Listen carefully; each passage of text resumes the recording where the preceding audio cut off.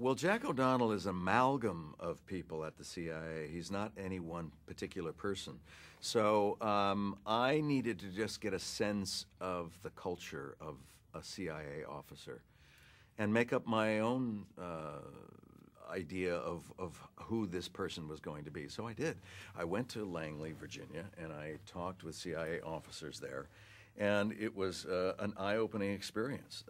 This is a group of men and women who are so used to keeping secrets and so used to not saying a word that at first it was a little difficult to open them up a bit. They would give monosyllabic answers, you know, yes, no, yeah, sometimes, you know, occasionally, you know, that sort of thing. And he keep trying to pry it open. And I think they were surprised because I think they assumed that I would be asking more questions about specific missions and the danger of that. And quite frankly, what I was after more is to try to create a base, a foundation of who my guy would be. And so I was asking personal questions: age, background, marriage status, strain on marriage, separation for so long. What about just the fact that you can't come home and talk to your wife or husband about what you do? For 30 years, you can't talk to them about anything. How does that work? And they were like, well, doesn't work very well. I was divorced twice, you know. And I said, okay, all right. Now how do you make it work? And another guy happened to marry a CIA officer. And this is very common because then they go home and they realize we don't have to ask each other. We know that.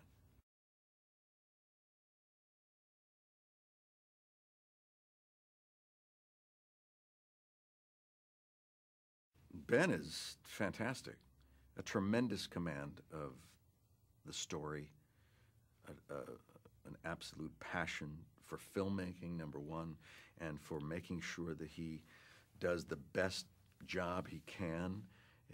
You know, in the directing that I've done, I always get a sense that I have to stay on top of it. I have to stay on top of it because during production, if I miss a beat, if I miss this, I can't go back, and you know it's hard, and maybe you won't have the same opportunity again. And he has the same anxiety, but outwardly, on the set, you show confidence and comfort so that your cast and crew feel relaxed, and we can do the best job we can. And you know, it's great. We had long conversations about the character and the relationship between my character and his, and where it fits in the movie, and it was the best experience you can hope for.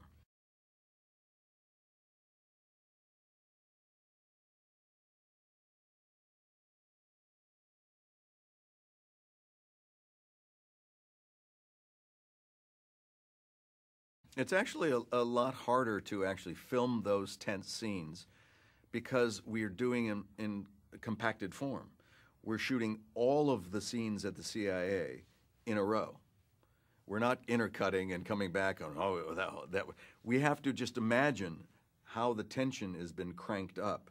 And so when you go through a script, you get that sensibility. Hopefully it hits you when you first read it. And you go, oh, at this point, it's really tense, but not quite as tense as that, you know? And then here's absolute relief at the end, so you can see the markers and where your character needs to go. And then you have to work on how I can justify ratcheting up to that point of tension where you're vibrating at certain points. And that's through experience and imagination, quite frankly.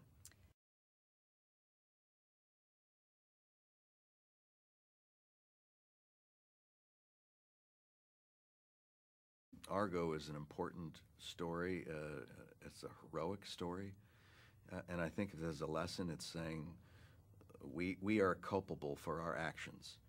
In the very beginning of the movie, we say the culpability of the United States and putting the Shah of Iran in that position. And we as a country, I think, what I take away from it is that any country needs to be responsible for its actions and to lead by example, not by might. And the ultimate message out of Argo is one of cooperation. Look what great things can happen when working well with people for a greater good. things that are beyond your own personal gain. All these people who have to work anonymously in the Hollywood section of the movie too, as well as the CIA, everyone did it for the right reasons, to save the lives of human beings. There's no greater story than that.